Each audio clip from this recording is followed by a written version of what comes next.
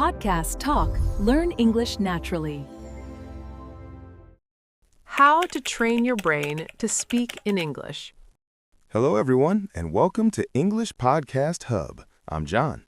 And I'm Daniela. Thanks for joining us for what might be our most transformative episode yet. Today, we're talking about how to train your brain to speak in English, how to rewire your neural pathways, break the translation habit, and start thinking directly in English. This is the secret that separates fluent speakers from those who struggle. It's not just about knowing vocabulary or grammar, it's about training your brain to process and produce English automatically. And the great news is that your brain is incredibly adaptable. No matter your age or current level, you can train it to speak English more naturally. So today, we'll share neuroscience-backed techniques, practical exercises, and mental strategies that will accelerate your journey to fluency. But before we start, don't forget to subscribe, like the video, turn on notifications, and comment below.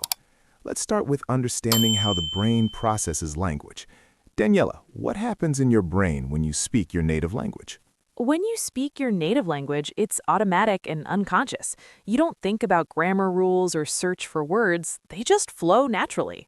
That's because you've built strong neural pathways through years of repetition. These pathways are like highways in your brain. The information travels quickly and effortlessly. But when learning a new language, those pathways don't exist yet. You're creating new connections, which requires conscious effort and feels slow and difficult. The goal of brain training is to build those English pathways so strong that using English becomes as automatic as using your native language. So how do we do that? What's the first step? The first and most crucial step is to stop translating. This is the biggest obstacle for most learners. Can you explain what we mean by the translation habit? Sure. Most learners think in their native language, translate to English in their head, then speak. So if you're Spanish, you think, tengo hambre, translate to I have hunger. Wait, that's wrong. I am hungry, then say it. That process creates a delay, causes errors, and prevents fluency. You're using your native language as a bridge instead of thinking directly in English. Native speakers don't translate. When they want to express hunger, they directly access I'm hungry without any intermediate step. So how do you break the translation habit? Through a technique called immersive thinking. You need to start thinking directly in English as much as possible throughout your day. This sounds challenging. How do you actually do it? Start small. Begin by narrating simple actions in your mind in English. I'm walking to the kitchen. I'm opening the refrigerator. I'm getting some water. So you're describing what you're doing in real time in English in your head. Exactly. At first, it will feel slow and you'll want to translate. Resist that urge. Even if you only know simple words, use what you know. What if you don't know the word for something? Describe it with words you do know.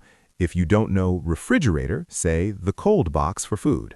The goal is staying in English, not being perfect. This is brilliant because you're training your brain to work within English rather than constantly jumping back to your native language. And as you do this consistently, even just 10 minutes a day, those English pathways get stronger and it becomes easier. Now let's talk about another powerful technique, self-talk.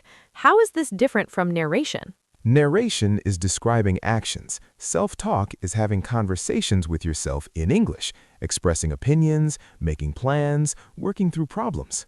So you might ask yourself, what should I have for lunch? And answer, maybe I'll make a sandwich. Or I could order pizza. No, I had pizza yesterday. I'll make a salad. Exactly. You're engaging in genuine thinking in English. This builds the neural pathways for spontaneous speech. And the beauty is you can do this anywhere, in the shower, while commuting, before bed. Right. And there's no pressure because no one's listening. You can make mistakes, pause, search for words. It's a safe practice environment.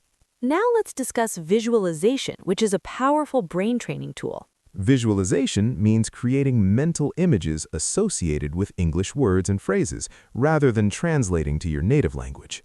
Can you give an example? Sure.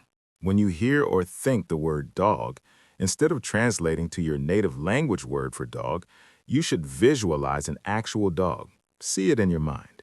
So you're linking the English word directly to the concept, bypassing translation entirely. Exactly. Your brain stores information in images and concepts, not in language. By connecting English directly to those images, you're building the same kind of pathways that native speakers have.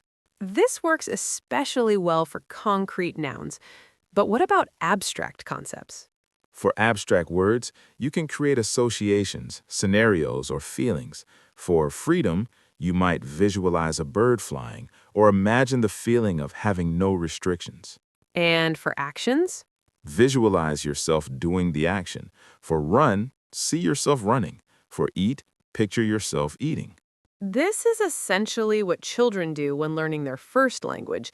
They connect words directly to experiences and images. Exactly. We're trying to replicate that natural learning process as adults. Now let's talk about chunking, learning phrases as units rather than individual words. Chunking is crucial because native speakers don't speak word by word. We speak in chunks, groups of words that naturally go together. What's an example of a chunk? How are you is a chunk. Native speakers don't think how plus are plus you. They access the entire phrase as one unit. So instead of learning individual words like nice, to, meet, and you learn nice to meet you as a complete phrase. Exactly. And when you learn in chunks, your speech becomes more natural and fluent because you're accessing ready-made phrases instead of constructing sentences word by word. How do you practice chunking? Collect common phrases and expressions, greetings, reactions, transitions, common questions. Memorize them as complete units and practice using them in context. So you might collect phrases like, I'd love to. That makes sense. I was wondering if, to be honest, and practice them until they become automatic. Right. Keep a phrase notebook or a digital list. When you hear a useful chunk, write it down and practice it. Now let's discuss the importance of listening in training your brain to speak. This might seem counterintuitive, but listening is essential for speaking. Your brain learns patterns from input. The more English you hear, the more your brain internalizes correct grammar, natural pronunciation, and common expressions, even if you're not consciously studying them. It's called implicit learning. Your brain picks up patterns without you actively trying to memorize them. But not all listening is equal. What kind of listening is most effective? Active listening, where you're engaged and trying to understand, is more effective than passive background listening. And listening to content that's slightly above your current level. Challenging but comprehensible is optimal. If it's too easy, you're not learning. If it's too hard, you get frustrated and your brain shuts down. You want that sweet spot where you understand most but are stretching slightly. Now let's talk about shadowing, which is an incredibly effective technique for brain training. Shadowing means listening to native speakers and repeating what they say immediately, trying to match their pronunciation, rhythm, and intonation exactly. You're essentially mimicking them in real time. Yes, you listen to a sentence, and while it's still playing or immediately after, you repeat it as closely as possible. How does this help train your brain? It trains your listening and speaking simultaneously. Your brain learns to process and produce English at the same time, which is what happens in real conversation. Plus, you're training your mouth muscles to make English sounds and your brain to recognize correct pronunciation patterns. Start with slower speech and gradually increase speed. Use podcasts, YouTube videos, or audiobooks. Now let's discuss the concept of language islands or English zones. A language island is a specific time or place where you only use English, no native language allowed. Can you give examples? Sure, you might decide, every time I'm in the kitchen, I only think in English. Or during my morning commute, I listen to English podcasts and think in English. Or Saturday mornings are English time. I watch English shows, read in English, and think in English. The idea is to create regular, consistent periods of English immersion that train your brain to switch into English mode. Over time, switching into English becomes easier and more automatic. Exactly. You're training your brain to associate certain contexts with English. Now let's talk about overcoming the fear of making mistakes, which prevents many people from speaking. This is huge. Your brain learns from mistakes. In fact, making mistakes and correcting them creates stronger neural pathways than getting it right the first time. So mistakes are actually beneficial for learning? Absolutely. When you make a mistake, your brain pays attention. When you correct it, that correction gets encoded more deeply. But many learners are paralyzed by perfectionism. They're afraid to speak unless they're certain it's correct. This fear actually prevents learning. If you never speak, your brain never gets practice. It's like wanting to learn to swim, but never getting in the water. How do you overcome this fear? First, reframe mistakes as learning opportunities, not failures. Every mistake is valuable feedback. Second, practice in low-stakes environments. Talk to yourself, use language exchange apps, practice with other learners. Third, remember that communication is the goal, not perfection. If someone understands your message, you succeeded, even if your grammar wasn't perfect. Now let's discuss the spacing effect and why daily practice is better than cramming. The spacing effect is a well-documented phenomenon in neuroscience. Your brain retains information better when it's reviewed repeatedly over time, rather than all at once. So, studying English for 20 minutes every day is more effective than studying for 2 hours once a week? Much more effective. Each time you practice, you strengthen the neural pathways slightly. With daily practice, those pathways become superhighways. And consistency matters more than duration. Even 10 minutes daily is powerful if it's consistent. Right. Your brain needs regular, repeated exposure to solidify learning. Now let's discuss the importance of emotional engagement in language learning. Emotions create stronger memories. When you learn something in an emotionally engaging context, your brain encodes it more deeply. So if you learn English while having fun, being excited, or experiencing strong emotions, you'll remember it better? Exactly. This is why watching exciting movies or reading engaging books is more effective than studying dry textbooks. And why having real conversations, where you care about the topic and the person, is more effective than rehearsing scripted dialogues. Your brain prioritizes information that's emotionally relevant to you. So connect English to things you're passionate about, your hobbies, your interests, your goals. If you love cooking, learn English through cooking shows and recipes. If you love soccer, watch matches and read about it in English. Now let's discuss the concept of threshold level and why some learners feel stuck. Many learners reach an intermediate level and then plateau. They can communicate, but they don't feel fluent. Why does this happen?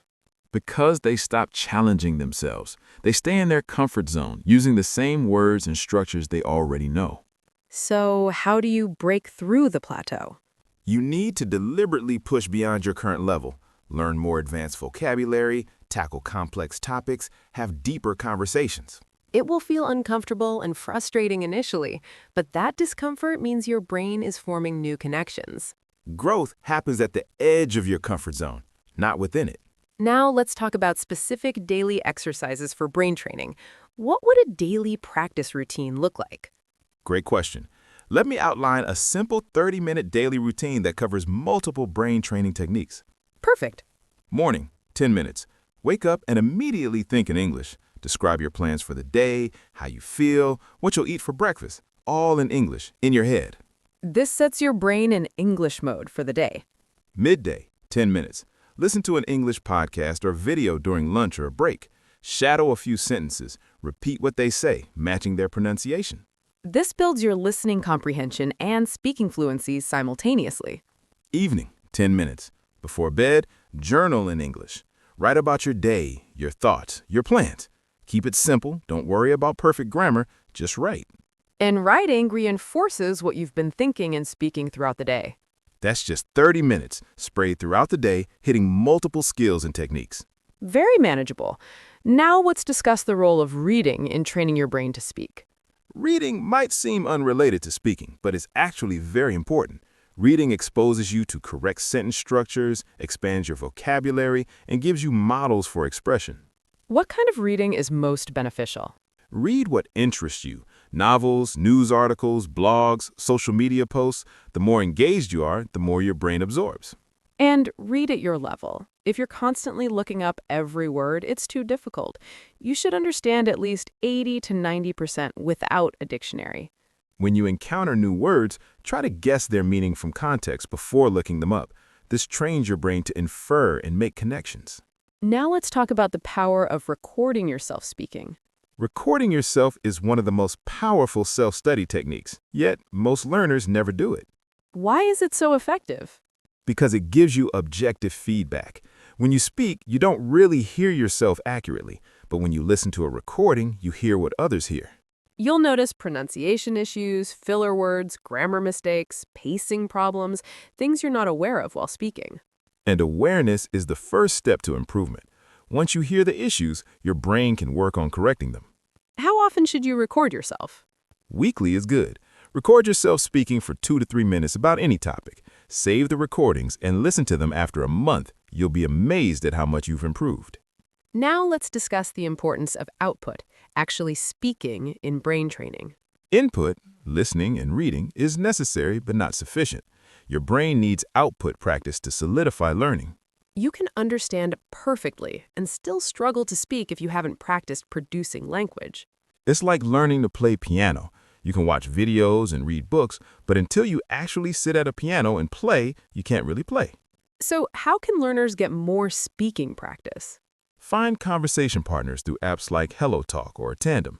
Join online English conversation groups. Hire an online tutor for conversation practice.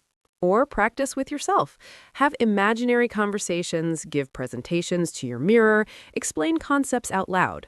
The key is regular, consistent output. Even 15 minutes of speaking practice daily makes a huge difference. Now, let's talk about dealing with frustration and maintaining motivation during the brain training process. Frustration is normal and expected. You're literally rewiring your brain. That's not easy or comfortable.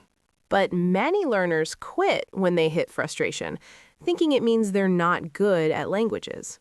Actually, frustration means you're at the edge of your ability, exactly where learning happens. Embrace it as a sign of growth. How do you push through frustration?